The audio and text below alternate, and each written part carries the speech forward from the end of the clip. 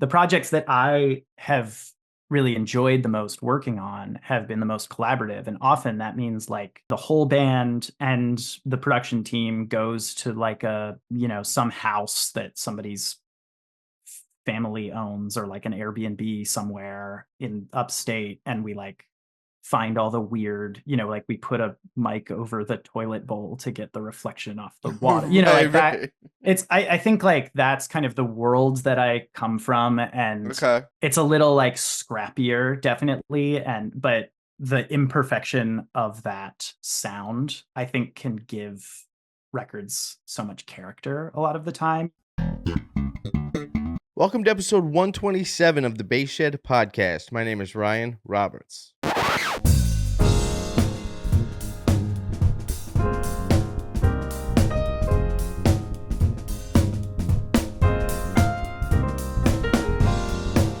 What's up, folks? I am proud to announce the transcription book that Jerry Jamont and I have been working on is finally slated to be released August 31st at a workshop we are doing at Collage, a place for art and culture in San Pedro, California.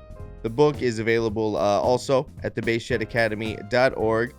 Initially, it was slated to be just an ebook, right? Just the digital download copy. But good old-fashioned hard copies will be available. What's unique about this book is, to my knowledge, it's the only transcription book where that also has a video component, and you can hear Jerry talk about his recollections of the recording sessions, about what was going on during that time, some kind of information about what was the impetus for some of the songs that were written, information about the songwriters, really funny anecdotes about the sessions and what it was like working with all the famous legends that he had done, that he had worked with. So stop by thebassshedacademy.org and there will be more information there. Also, on August 31st, after the masterclass with Jerry Jamont, I will be leading a trio with Andy Waddell on guitar and Joel Taylor on drums for the folks in the Southern California area. Again, that will be at Collage in San Pedro, a place for art and culture. It is also available to live stream. So, anybody who wants to check that out, I feel like most people might know of Joel Taylor. He's been doing a lot of great things for a long time, and I'm looking forward to playing with him. We'll be live streaming the event. I'll have a link up to that at thebassshedacademy.org shortly. I'm still waiting on the venue to send it to me because they're handling the live stream.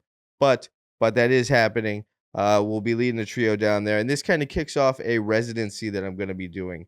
So the last Saturday of every month, the Bass Shed Academy will be holding a master class with a different bass player every month, and then there will be a concert at night by someone, not always me, but maybe me. I'm not sure.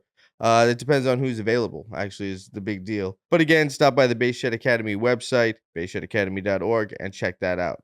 Hi, this is Jerry Jamont. I want to tell you about my upcoming book of bass transcriptions, JJ's Jukebox Volume 1. This is a collection of over 15 of my bass lines in standard notation and tablature. They are accurately done here by Ryan Roberts of the Bass Shed Academy. Each transcription is accompanied by a video where I talk about what was happening during the recording session, how I got involved, and how I approached each song. Stop by the bassshedacademy.org to learn more about my book of transcriptions, JJ's Jukebox Volume 1, and purchase a signed copy of my memoirs, Make It Happen.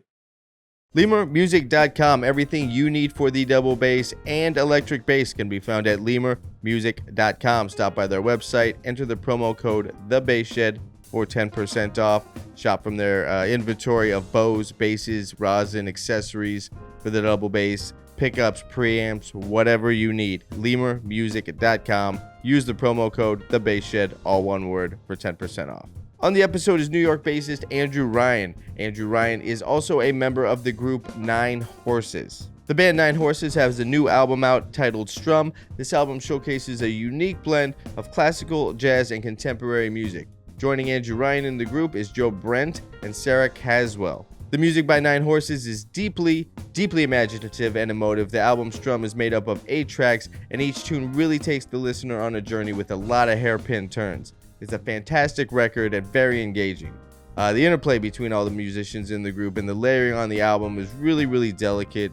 It joins together really, really cool in a nice way. Make sure to click on the link in the show notes and definitely give the album a listen. Andrew Ryan will discuss the band, and we'll also chat a little bit about the music business. Andrew also works in music production, and we discuss recording techniques related to the double bass. I had a great time checking out the album, STRUM by Nine Horses, and I had a great time chatting with Andrew Ryan about the record and more. And here it is. Here's my talk with New York bassist and member of the group Nine Horses, Andrew Ryan.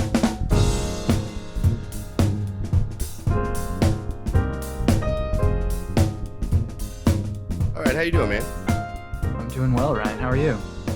I'm doing well. You have a better podcast voice than me.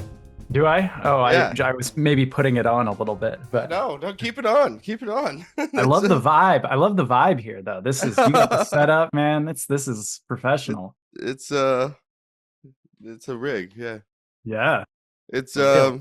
it's cool. It's cool. Where in the country are you? I'm in Brooklyn, New York. Okay. Yeah. Cool. How long you been there? 8 years now. Okay. Originally from where? Denver, Colorado. Okay.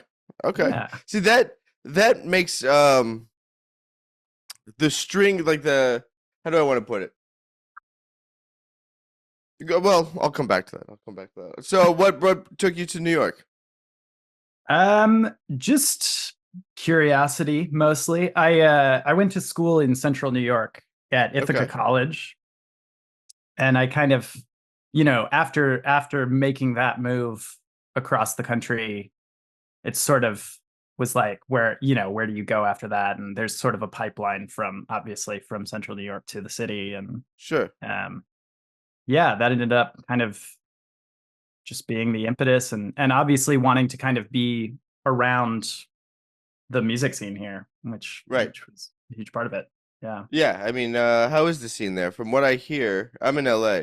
So from what I Great. hear about New York, the scene in New York is driven by Broadway. Yeah, it's interesting. It's Broadway is sort of this. I've never really engaged with that. I've never played or subbed on a show or anything, but I definitely am curious, and definitely it's a nice gig if you can get it. And I increasingly am working with more and more people who that's kind of their bread and butter. Are you interested? For sure.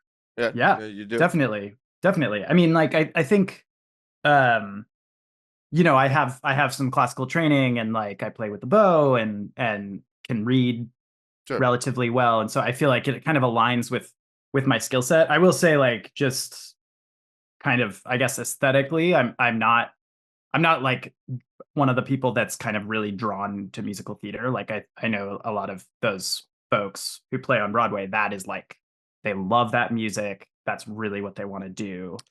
That's interesting, actually. I've never come across that. I've come across cats that are like, well, that's the gig, so I'll do this. While I continue writing improvised music or try to get a jazz record out, or That's sort of I my do vibe. something creatively over here, but that's steady work, and I'll do it, and it'll suck my soul, but whatever. Yeah. That's definitely more my I have to say that the thought of playing, and I have a lot of friends who do it, and deep respect for that skill. Like, it's really tough to play the same thing night after night after night and sound the same, like very little variation. I think musically I'm like maybe a little more of a wild card, and I'm more interested in that. Right. I mean, I kind of feel the same thing about, like, even touring. Like, if I was going to play with one act, and go out on the road for, like, 9 months, that's the same as doing a show to me. It is a show. It's just a stage show. And that never really appealed to me. Yeah. It's that would, and then I see, like, dudes that get off the road. Anybody, not just men. I don't want to be gender specific there, but people get off the road, and then their chops, they have road chops. They've been doing the same. I'm like, I don't want road chops. Like, I want to keep pursuing this and getting better at what I do, and I don't want to go out for 9 months or a year or something and Totally. And especially with bass players, right? Because it's like, often the bass you're playing on the road, like a lot of people do the bass du jour thing where you're borrowing Sure. an axe on the road or whatever. You're like it's usually like not an ideal, I have to say from my own experience, like really not an ideal scenario for kind of like being in the shed. Right. Um, Right. Yeah, I you think know, so. I think so too. I'd rather continue to you know, but then I mean, we all know how it goes. Like whatever you're not doing, you wish you were doing that thing. of But course. then you're Yeah. doing that thing and you're Yeah. like, I shouldn't have done this. Why'd I say yes to this? Yeah. Grass is always greener. Or as a friend of Yeah. mine says that your grass is always brown. Right. That's Yeah. Well put. Well put. So speaking about creative outlet, let's talk about this new record you got out. yeah. Yeah, man. So how long has the group been together? With the name of the group, introduce the group to The, listeners, and then yeah. yeah, let's start there. The name of the group is Nine Horses, like the Hmm. number nine and the animal. And it's sort of exists in the new music sphere, if we can, that term is not one that I super love, but we can talk about that more later. All But right. it's contemporary improvised chamber music. Okay. And um the group has been together. I joined the group in 2016, and they did one record before I joined. So I feel like they've been together since around 2013 or 2012. I should know that, um, That's but a yeah, that's a pretty good run for a group to be together. I mean, you've been in the band 8 years, and then they've been together 10 or 11. That's yeah. They have a following built in, kind of. When by the time you joined. Sort of, yeah. I think it was still kind of just in this is like what we were talking about earlier. This is one of those projects of a bunch of people who do a million other things, Hmm. right? So, we've been together 8 years, but it even feels funny to me to say that because it's the amount of gigs we've played probably wouldn't reflect that, right? Right, right, right, right, right. Um, but it's great, like I think those musical situations can be really great in another way because it's like, you get to have these reunions Hmm. a couple times a year, like once every couple months or whatever, and reconnect with each other and kind of see what everyone's up to, see what everyone's into and listening to, it's Right. like that kind of, it's like hanging out with your cousins Yeah, yeah, yeah. growing up and stuff. So that's a really great thing. Yeah. The new record is called Strum. Hmm. And the main group, kind of the core group, is a trio. It's Joe Brent on mandolin, who also composes a lot of the music. um, Sarah Caswell plays violin and hardanger fiddle, and I play bass. Hmm. And the records are like these expanded versions of that. So there's like piano and percussion, and it sort of starts to resemble more of like a modern jazz ecosystem on a Okay. lot. So yeah. Then how does the writing reflect both improvisation and chamber music? Is it a lot of through composed pieces that have sections for improvisation? Or do you guys, is it more of a lead sheet style where you just got chords and a melody and it's different Yeah. every night? I think it's definitely, it's a bit of from column A and a bit from column B, but Okay. definitely more of the former. Like it's through composed music. The pieces are very involved, in my opinion. Like it's hard, it's hard to play. And I think where improvisation kind of comes into it, yes, there will be solo sections or things like that where it kind of turns into a more of a lead sheet thing, or we're playing the form and there are chord changes, and sort of more of like a jazz improvisation sort of scenario. But there's also kind of an implicit understanding in the band that has been around for a long time that Joe will write out these really involved pieces of through composed music. And he kind of says, what he always says is that they're sort of like three-quarters written or two-thirds written. And Hmm. he says, play the ink unless you can think of something better. So Nice. often it's very cool to work with a composer in that capacity, because I think, like, especially a lot of people who come from the classical music side, that relationship is so rigid. I mean, often the composers are dead, and so you Hmm. can't really negotiate with them. Right. Yeah. Yeah. Yeah. Right. Right. um, but yeah, Joe is super open about, for instance, he doesn't understand the idiosyncrasies of the bass the way that I Hmm. do. or have necessarily the vocabulary of like, say, James Jamerson Right. or Ray Brown or like another, and often he'll just write that stuff in the charts. He'll just be like, do that James Jamerson thing or Yeah, yeah, something. yeah, yeah. Um, rather than him going through and like trying to have a deep understanding of that. Sure. It's this cool kind of almost like it's like a concession of these things that he doesn't know. Whereas I think a lot of the time the big C composer is like supposed to be this musical expert of everything, and we all Sure. kind of know that that can't be true. I mean, it's Right. impossible, right? So yeah, that's to answer your question. That's kind of how improvisation works into the pieces. A lot of the time, by the end of the recording process, or even like years later, I'm looking at these charts and I'm like, oh yeah, wait, that doesn't look like anything like what I actually end up playing on this tune when we play it live. But in that way, maybe it's like another opportunity for the music to kind of keep growing and Sure. changing as we do. And the other two members of the group, Sarah and Joe, are both. I think they're one of the things I really admire about them is that they're kind of always pursuing another. They're pursuing more music. It's sort of Right. like they're looking to grow all the time and expand their knowledge and their skills and that's kind of like I think that's part of the key of like keeping the band kind of going. Sure. Um, yeah. So Nice. anyway. Nice. What I'm always curious what the story behind band names is. Where does Nine Horses come from? Yes. Yeah. Nine Horses is a let me see it, make sure I can get this right. Yeah, yeah, yeah, yeah, I yeah. believe it comes from Joe is a big reader of poetry, and Okay. it comes from a poem by Billy Collins, who is a former poet laureate.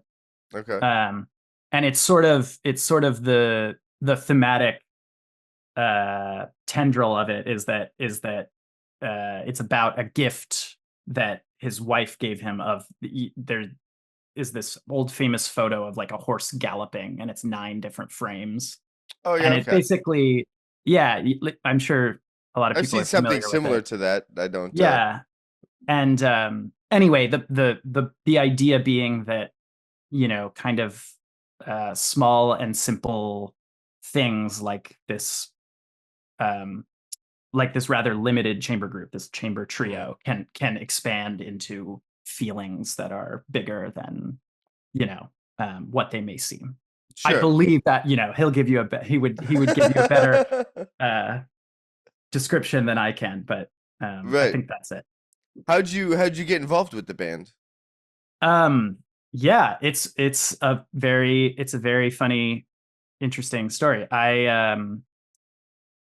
When I was in school, my teacher Nicholas Walker took a sabbatical one of the years I was there, and kind of he kind of picked his replacement was a great bass player who was in New York at the time called Sean Conley, um, and so he kind of came over, and I worked with him pretty in depth, and we got to know each other really well, and we had that key kind of. I think a huge part of our relationship was like um, our ages. We were close enough in age that it felt like like a real relationship, and like we were kind of like pulling in the same direction musically and had a similar understanding of the world of music and the industry and all of that. And Sean had been working with Nine Horses. Mhm.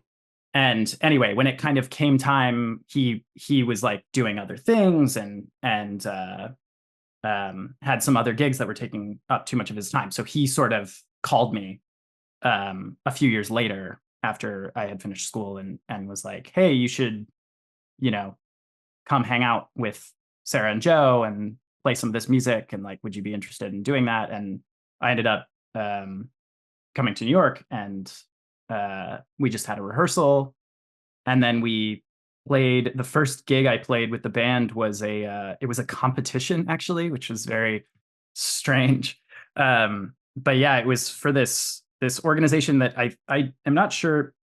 if it's still going, but it was kind of put on by a university with an endowment that was sort of like, you know, let's have a thought experiment about what the 21st century chamber group is. And we played that and ended up winning the prize. And it was like, you know, and then it sort of just kept snowballing. Like it just kind of worked out. And yeah, it's sort of a funny, I tell that story a lot when we do academic residencies and stuff like that, because I think it's really indicative of how the world of professional music actually works a lot of the time, which is that, like, unfortunately it's like not a meritocracy. Like, I'm sure there are other bass players who could have stepped in and played circles around me on that gig. I was 22 at the time, like, Right.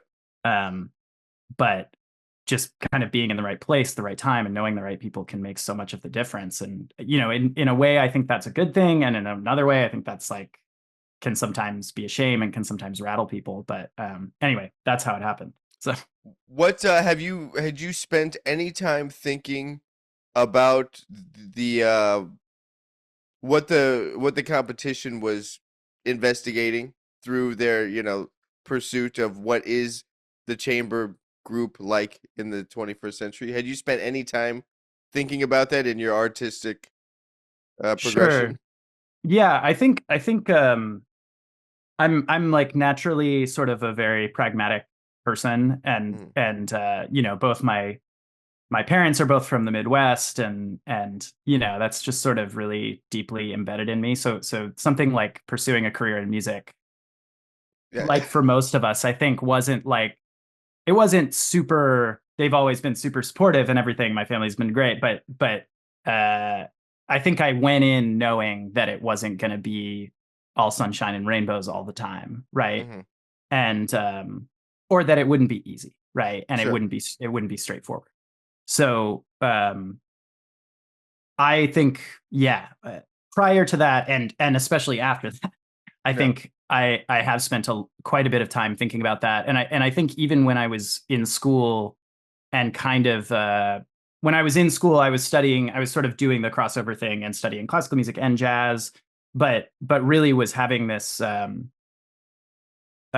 realization that I think a lot of people were having then, and still are kind of having, of like, the music industry is really changing all the Yeah. time. Like, I had Sure. classical teachers growing up who were like, you know, their unions were going into negotiations about their wages, and, like, Right. the orchestras were folding and all of that stuff. So I think it wasn't a super optimistic view of the classical music world. Obviously, the jazz world is kind of, it's different, but kind of a similar outlook in a lot of ways. And so, Sure. um, yeah, I think early on I had sort of adopted this posture of like, well, okay, how can you make this work? Not necessarily from a future proofing standpoint for myself, but um, like, what are the skills that are necessary to kind of um, be broad, Hmm. uh, to kind of make a go of it, no matter what this ends up being. I'm still not sure if I've done that, but that was It's I think the academic pursuit of music is always interesting, and I got called by a college a couple years in a row to sit in on these board meetings. They bring in professionals from outside the school to talk about how the school can, adapt their curriculum. And so it was me and a bunch of people just kind of from the scene in different aspects of the scene. And we were talking about it, and the fascinating thing about academia being relevant is by the time school catches up, it's already outdated totally. because it's got to go through bureaucratic so many bureaucratic hoops to get things finalized and implemented. Then, like, okay, 7 years later, whatever you were pursuing to, like, oh, we're going to be relevant, now it's outdated. So I think the best they could do is talk about the relevance and necessary skills to adapt, and you just got to be flexible and either like stick to your guns, and if you're pursuing classical or jazz and you just want to do that, then like go all in, own every Hank Mobley record, know Yeah. every B side of Monk, or Yeah. classical, know every excerpt ever written. Either go all in or really be flexible. Yeah, and I think a key part of that's really well said. I think a key part of that is like, if there are students out there who are like all they want to do is play jazz. And I know those people, like we all know Sure. those people. Then like, yeah, that's what you have to do. Like you Yeah. can't don't nobody's telling you to like hedge your bets at that point. I think if that's where you're at, I think I was in a different place Hmm. when I was younger. I was sort of like, I'm not sure, like I'm not sure I can play, you know, Beethoven symphonies for the rest of my life. Like I totally love that, and recently just got to play a Mahler symphony again for the first time in, like close to 10 years or something. And I was Yeah. like, oh, this is so cool. I was like looking around the orchestra and I was like, this is the coolest band ever. Like, Yeah. like it's an awesome band. The orchestra is an awesome band. But yeah, I think I was just sort of, I mean, call it indecisive or whatever. But I wasn't sure that Hmm. that's what I really wanted to do. Sure. Um, and so yeah, then I think opting to kind of like diversify Yeah. um, was the was sort of the logical choice at that point. Sure. Um, Sure. I mean, obviously, the band Nine Horses is something that you've put a lot of time and energy to invest in. And I want to talk more about the record in a second. But what are some other creative pursuits that you have going on to keep a diverse uh yeah, thing happening? yeah, it's only gotten more complex from there. Yeah, I after I moved to New York, I started working. I found myself, everybody listening to this podcast, I'm sure will be aware that when you play the bass, especially in kind of a non-specialized uh, context, you're sort of whenever somebody decides that you are in their band, that's the kind of music you play. Like you're all of a sudden Okay. you're like that kind of bass player. Right, right. You're that Um, guy. You're like a singer whether or not songwriter you, person. yeah, Yeah. Right. yeah, exactly, exactly. So it's exactly that. I started working with a lot of songwriters, and before COVID was sort of like spending 200 days on the road a Mm, year, with that, okay. and a few different people, just kind of really, really, really road dogging it a lot. And Yeah. then COVID hit, obviously, and even before that, I had sort of like started getting more into audio post production, and Hmm. so now I alongside still touring with a couple different bands. My partner is a great songwriter, and we work together quite a bit. That's the banjo you can see hanging Okay. me. That's her Okay. banjo. Um, but yeah, I also work at a studio here in town and have a kind of project studio space that I do a lot of like mixing and production out of. Okay. Um, and So now do you also, mainly, sorry to sorry, interrupt, but do you no, it's mainly focus on post production, or do you do the engineering and get the captures? Or you kind of I just work I on mix and cleaning up tracks I mean after I the think, fact? yeah, sorry.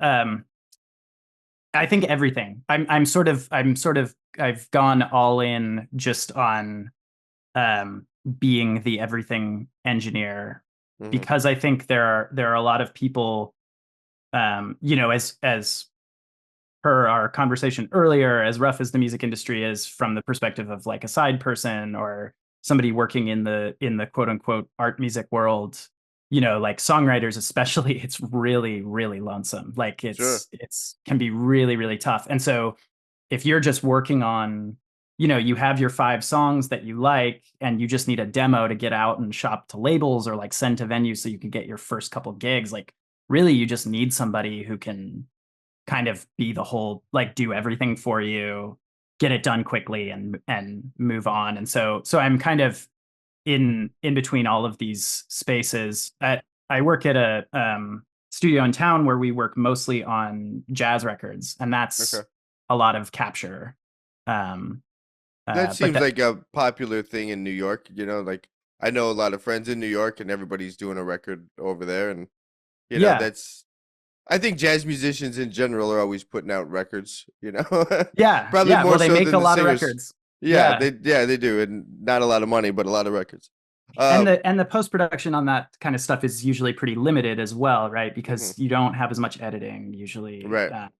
Mastering is a simpler process, stuff like that, so it's really all over the place. And I mostly got interested in this for my own sake because during the pandemic, I just wanted to be making and writing my own music more, and learning more about capture and then learning more about production was sort of like the quickest way into doing that for me. Okay. I never really played piano growing up. Like I'm learning now. I'm like in the shed on piano every morning Yeah, yeah, now. yeah.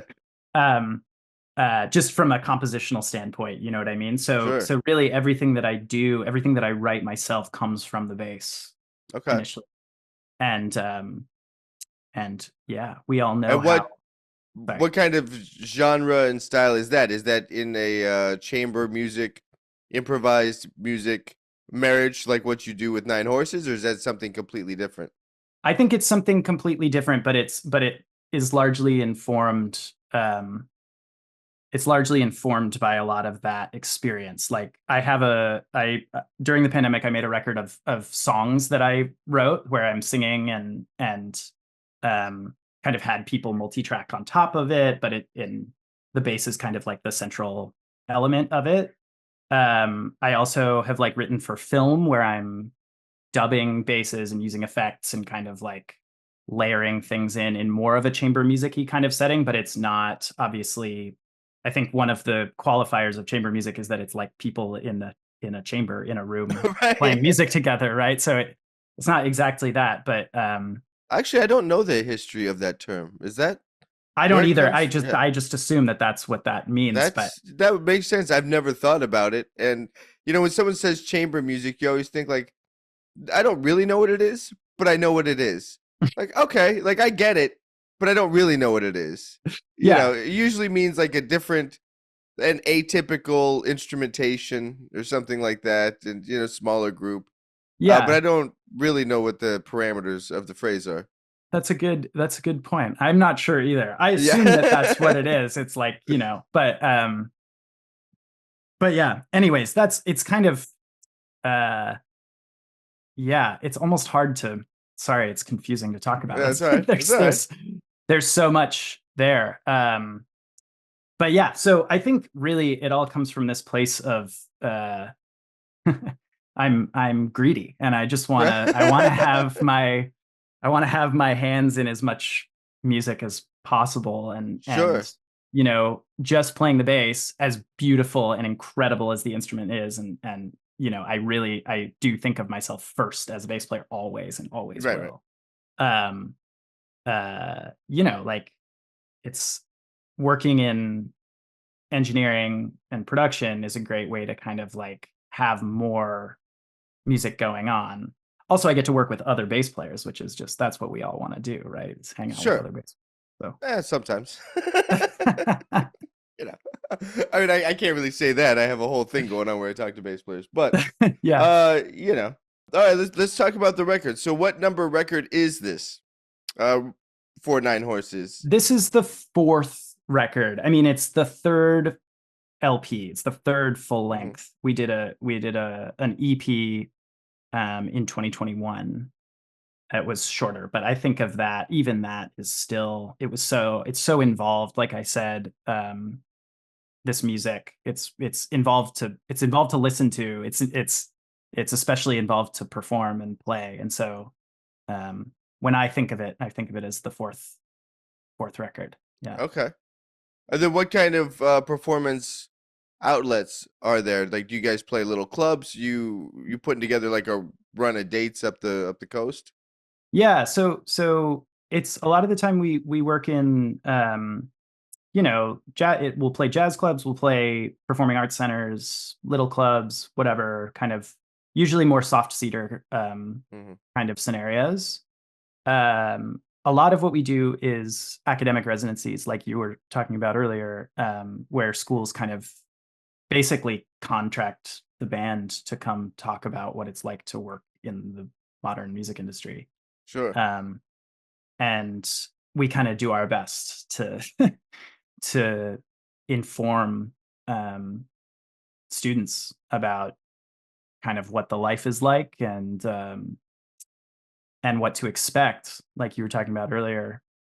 And and then we do performances in conjunction with that, teach lessons, all of that, which is a really cool. I haven't worked with another group that kind of is taking advantage of that model.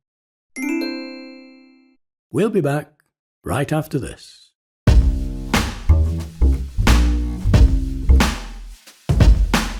Right, the middle of the show, features are brought to you by the International Society of Bassists, commonly referred to as ISB. Stop by isbworldoffice.com for everything you need to know about latest news, happening, events, what have you. Information on players, albums, all kinds of wonderful things. isbworldoffice.com. Folks, for listeners that have been with me since the early days of the podcast, my guest on episode number 5 was Gary Wicks. Gary Wicks now has a new group titled Is That You?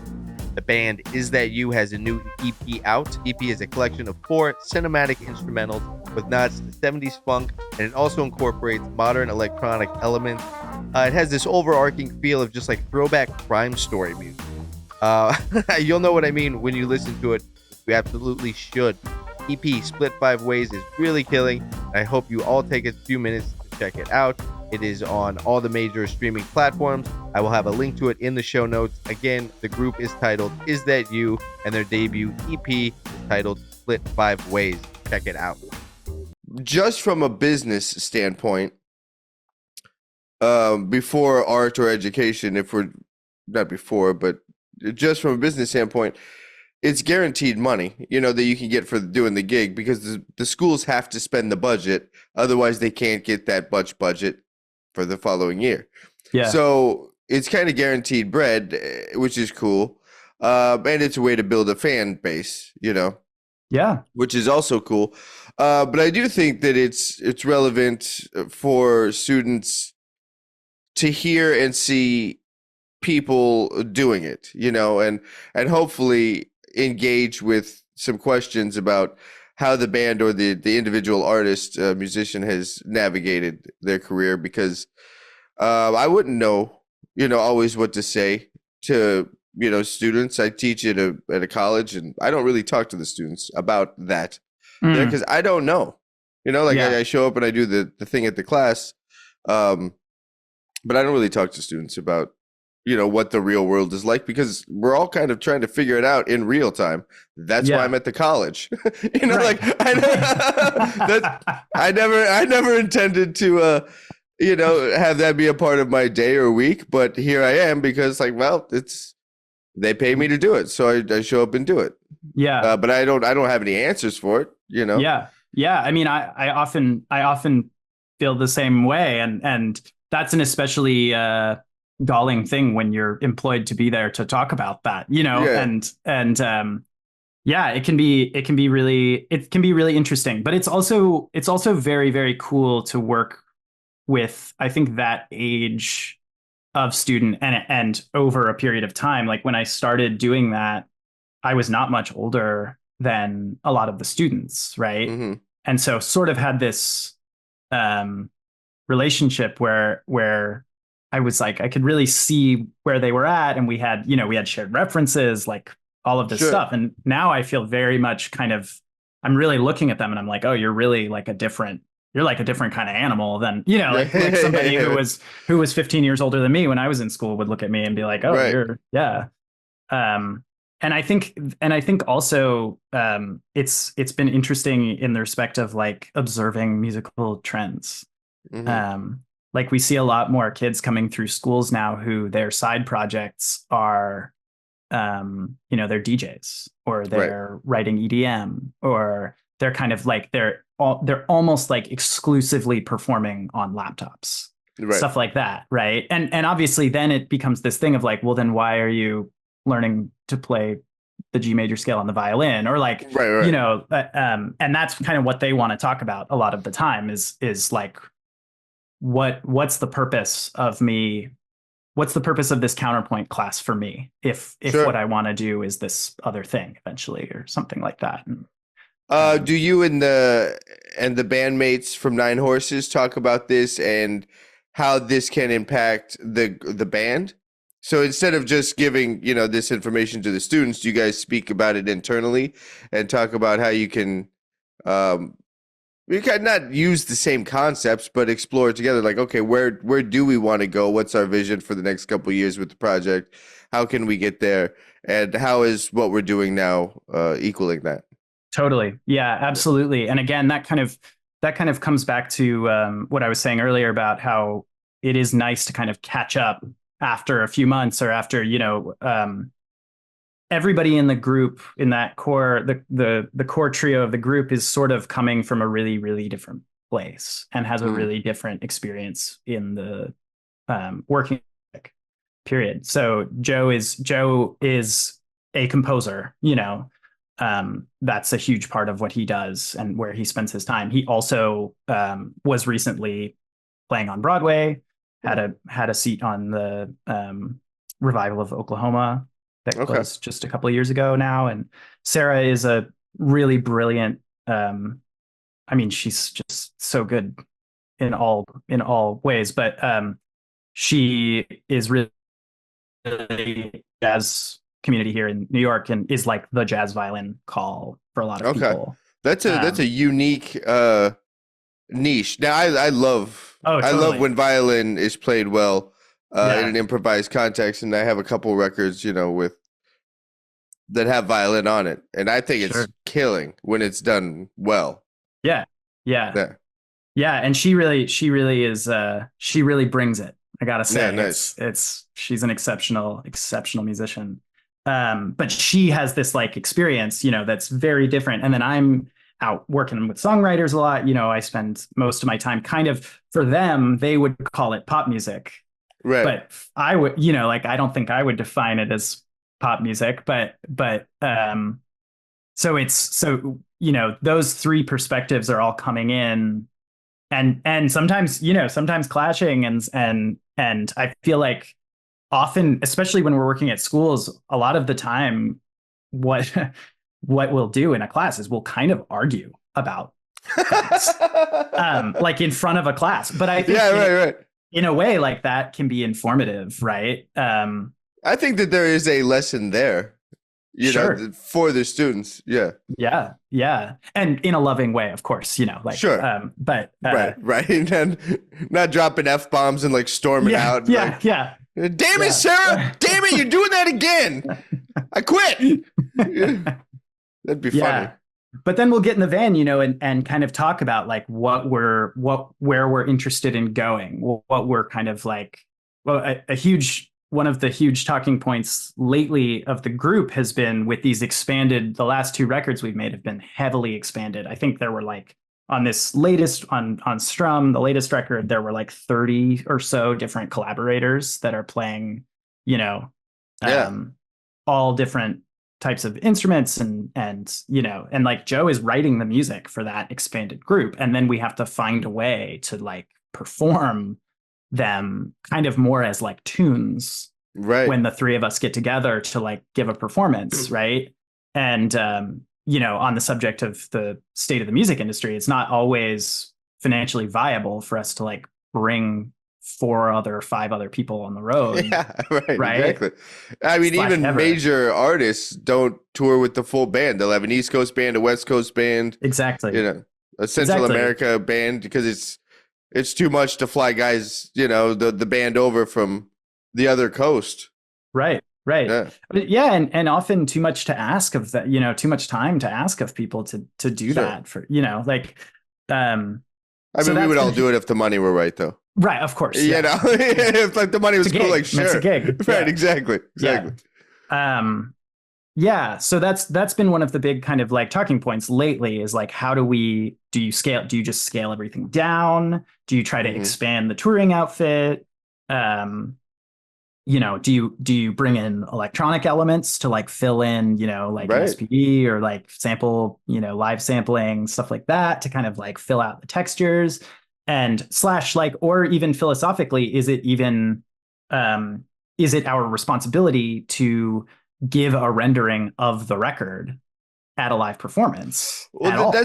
that's a great question actually that you propose. Is the live performance a reflection of the album, or is the album a reflection of the live performance? Now, I want to talk about that in relation to how you and Nine Horses have talked about this and kind of what ideas you've kicked down. But I also want to talk about it in relation to you making records for other people. Yeah. Is the album you create with the artist a reflection of what they do, or is what they do a reflection of the album that you're creating with them? Yeah, I mean, yeah, that's a whole can of worms there, I think. Right. Yeah. Yeah. It could, and I think it's different for every artist, I that's depending on the thing. I've uh, I've gone out to see some of my favorite singer songwriters. One specifically is Amos Lee, and Sure. last time I saw him, it was just him and acoustic guitar. But then some of his records are really produced. Yeah. But he'll do the tunes just himself, and I didn't feel anything was lacking, and I didn't miss anything. Right. Yeah. I think you're totally right on. Like it just totally depends on the artist. I Hmm. think it totally depends on literally technically what the artist is capable of Yeah. live, like some people can totally rip a solo show Sure. and you won't miss anything. I saw Corey Henry at the Blue Note a couple months Mm. ago play Well, solo and it yeah, was of just course. like, Yeah, like it's like, right. okay, yeah, great. Like I don't Yeah. need, it Yeah, would have that's been going to be cool to see somebody ridiculous. else, but Yeah. yeah, like I think um it totally depends. I think there's also increasingly there's a sort of um there's sort of this idea that you can't produce the record live anyways unless you have like Taylor Swift level budgets. Right, right, right. Like there's so much production going into the way modern records are made that it would be really, really hard to reproduce, sorry, that sound live. And Mhm. at that point, like what I guess you would have to ask yourself, as the artist, what are your audience members actually paying a ticket price for? Mhm. Some people, I think, in my experience touring, it definitely feels like with some artists and some people they're buying a ticket specifically just so that they can come say hi to you at the merch table afterward because they want kind of this like relationship, right? This Mhm. parasocial relationship with you. Some people literally just want to hear you sing the songs. Some people are really there for like the musical kind of, and everybody listens to music in different ways, and like that's okay. And I guess it's a puzzle that every artist has to figure out for themselves. I definitely am leaning kind of aesthetically more these days on the side of um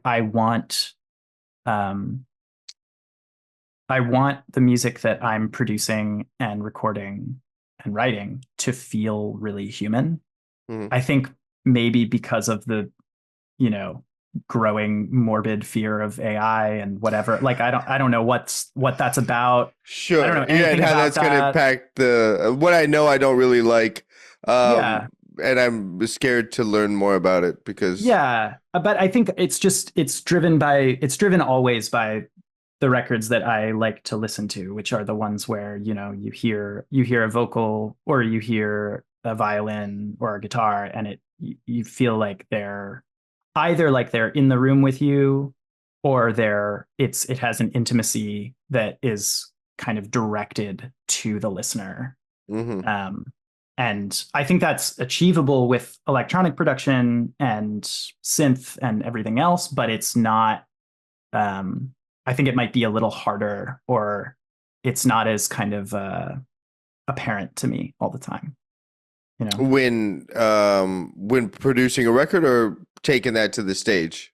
Sorry, I'm talking about like I think with the blown out electronic production of like say you know I'm trying to think of a recent record. You know, one of the records I was listening to recently that's really interesting is there's a new Maggie Rogers, who's she's a pop star at this point, has a new record, and it's previously her records were a lot of like, it was composed, but it was it's very kind of, it's electronic production. It's a lot of like synth sounds and digital. It's a lot of digital sounds. Yeah. And her new record is very like, strumming electric guitar, acoustic and electric guitars. It's acoustic drum set. It's like very clearly like a drummer playing drums. And there's like, I think there might be a theme kind of coming of like I'm hearing more and more of these records that are feeling more human right now to my ears. In terms of reproducing those live, sorry, I kind of dodged your question, but it's all right.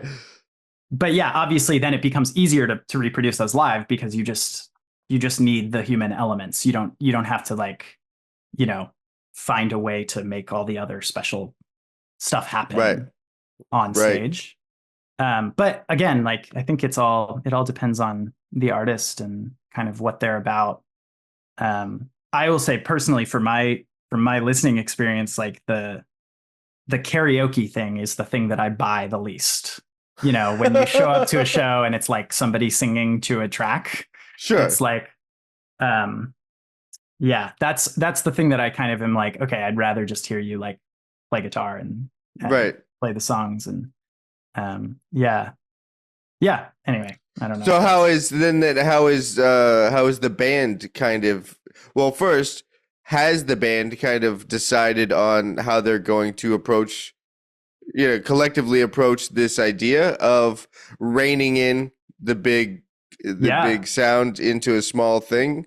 Yeah. Have you guys figured out an approach, or are you still sorting that out? Well, we have an upcoming show. We have done it sort of like a dry run about a month ago, where we were playing kind of new arrangements of the tunes that are on the record for the trio. Okay. And so obviously, there's the size of the sound is significantly kind of like lessened when you just have less. Right. But yeah, so that's kind of been the solution, is that we still want to perform as a trio. Okay. But also Joe is kind of the mastermind of a lot of the music in the first place. And I'm sort of a mind that if somebody's going to write a bunch of music, you don't, as a collaborator or whatever, no matter how kind of like intimately linked your relationship is, you don't really have a right to like tell them how to do it or what to do, right. So yeah, there's a delicate balance there of giving input and then just staying in your lane. Yeah, playing the gig, right? And so but we kind of did come up with this idea sort of collaboratively of like, okay, so if if I can do this thing and he knows enough about all of our instruments at this point that he's kind of aware of what can be achieved, say through like some extended techniques, or we sort of have a relationship where often I'll pull him aside and I'll be like, oh, check this thing out I've been working on, or whatever, just to like put more ideas into his head about what the bass can do, so yeah, anyway, that's sort of where we're headed with these performances. Yeah. All right. Is extended technique something you spend time working on? I will say, I mean, for this band specifically, and in general, the way that I like to be involved in playing collaboratively with people is I like to play all of the bass, or I like bands that ask me to play all of the bass, Sure. And especially if they're demanding. One of the things that I've done quite a bit is I play duo with a songwriter. Okay. And so it's like just, bass, and usually they're playing a guitar. And, you know, that can be really cool to just play the bass line Yeah. and maybe sing harmonies or something, you know, like you can contribute. But then also like every now and then there's like a guitar solo on the record and you want to try to recreate that. And so yeah, I would say that expanding the soundscape of like what can happen just from this one instrument, whether that be through extended technique or you know, I have a little pedal board that I like to use live. Yeah, I was gonna go there too. If you get into electronics, and if so, what are they? Yeah, so all sorts of stuff. I mean, it's been a journey. I won't say that I've kind of like fully come to I haven't arrived yet with the live setup, but for a long time I was using Ableton Live on stage, and so I was sampling and using their controller and then kind of like creating effects. I've done some projects where we use samples of spoken word, and so cool. It's good to be able to like sample, or not sample, but trigger those samples live. Yeah. And then kind of affect them. And when the nice thing about live is that it's all in your computer. At some point I sort of got jaded about having a laptop on stage with me and decided that wasn't kind of the presentation of me playing music that I wanted to give anymore. And so I did away with that and moved to a pedal board setup. And it changes a lot. I mean, the kind of the things that stay there, I usually have some kind of looper or micro looper. I love delays, kind of creating, you know, like textural stuff. Granular delays are so great for that. There's a pedal that I've added recently, made by a company called Chase Bliss. It's called Mood. That's like kind of, it's in the ambient music world. It's sort of becoming, I think, an industry standard. You know, reverbs, stuff like that.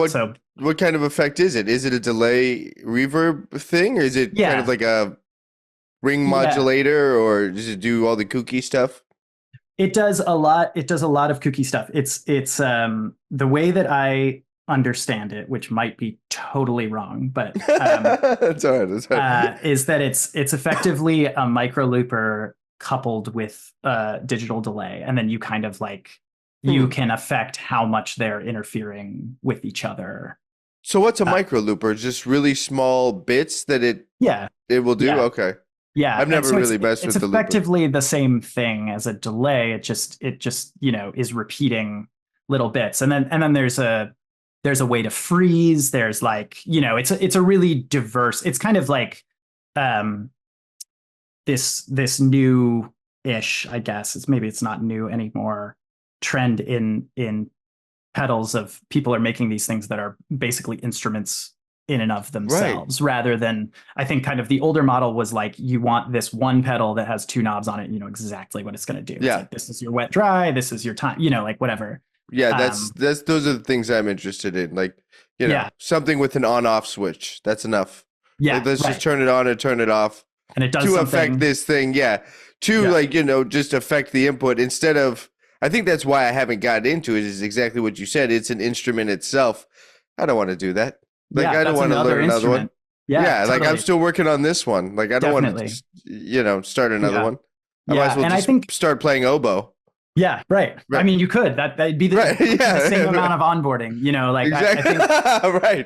I think that's been a little bit of my hesitation with it, because I'm definitely not the kind of person who is going to roll something like that out without knowing what I'm doing. You know what I mean? Like I don't want to, like, in the same way that I wouldn't really go on stage and play piano. You know, like it's like, I just don't want that to be part of my thing. You know? Where you're figuring it out in real time. Well, if I'm not comfortable, you know, like if I'm not comfortable with it, then how can I expect a listener to be comfortable? Right. Sure. Sitting there receiving it, you know? Yeah.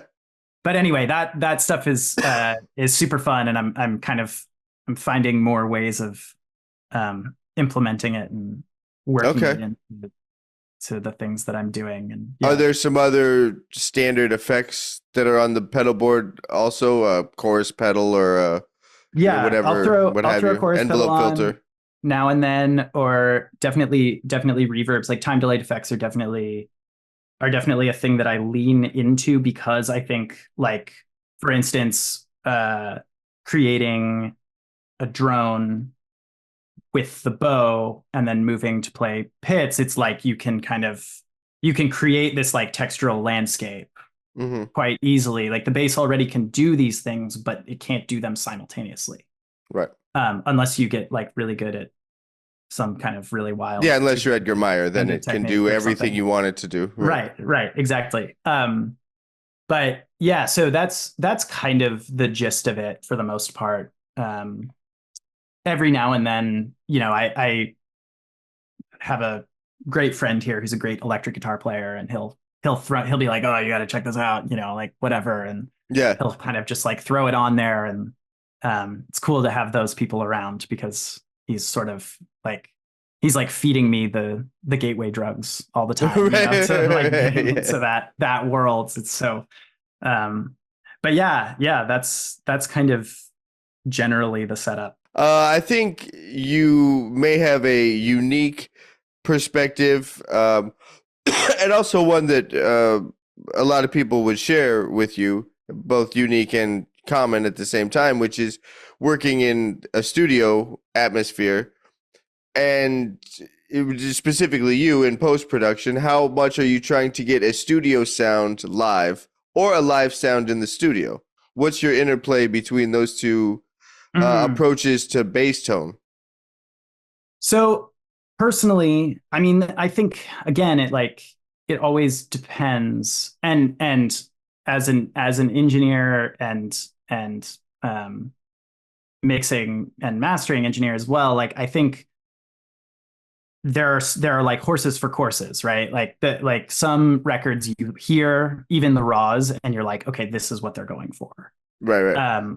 And then secondarily to that, the client is always right. So whatever they want, even if it's not my aesthetic decision, Sure. it's like that's what you got to do.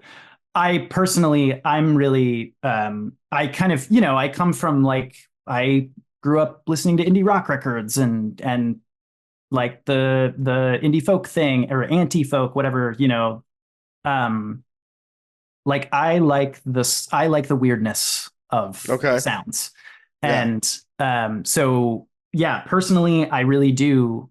I don't find the studio sound particularly interesting in most contexts. Okay. Like it can be super great and useful for a bunch of different things. Obviously, if you're making a jazz record, you're not going to Mm. like go to a cabin in the woods and play an out of tune piano or Right, something right. like that, right? But yeah, For the sake of this conversation, to define studio sound, we're talking um, about a really dialed in, pristine, great capture, getting yep, the full spectrum of the frequency. Okay. low Just noise making sure. floor, yeah, Right. yeah. Yeah, I think for me, the projects that I have felt the most engaged with, and again, like this is sort of, I think if you talk to somebody who is an engineer, and I'm doing air Mm. quotes when I say that, um, they would say that yeah, that's obviously the ideal working scenario. I've come to think of myself more as a bass player who also engineers, or a musician Okay. who also engineers, right? And so the projects that I have really enjoyed the most working on have been the most collaborative, and often that means like, the whole band and the production team goes to like some house that somebody's family owns, or like an Airbnb somewhere in upstate, and we like find all the weird, like we put a mic over the toilet bowl to get the reflection off the water, Right, like that. right. I think like that's kind of the world that I come from, Okay. and it's a little like scrappier, definitely, but the the imperfection of that sound, I think, can give records so much character a lot of the time. You know, there's an old story about Bruce Springsteen's record Nebraska that he like I'm gonna get this wrong, I'm sure, but that he basically had the cassette, the master, in his jacket, in his denim jacket for like over a year, and at one point it like fell out of a boat he was in, and it's just like, you know, it went through all of this stuff, and the idea being, or the concept being, that like you can hear all of that, like you can hear the sweat from his, you know, jacket seeping into the tape and stuff like that. Right. And I just like, I'm sort of aesthetically more interested in that than I am in the ultra pristine aesthetic at this point. You know, like I'm sure that'll change at some point, and I'll be like, they'll go in to make a record and it won't sound good, and I'll be upset about it or something. You know? But yeah, that's definitely where I lean these days. Cool, man. Well, anything else comes down the pipe with the band, let me know. Come back on the show and talk about it. If you got some dates, just send me the dates and I'll plug them so everybody can go check you all out. Awesome. Thanks, Ryan.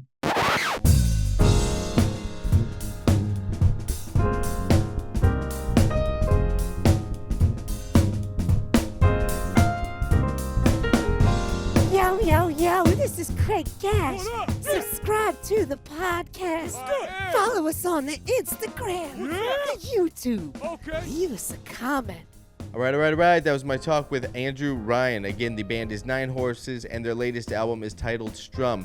Check that record out wherever you check out records. It is very creative and very accessible, and it was a pleasant surprise when I got a chance to listen to that album. Fantastic release.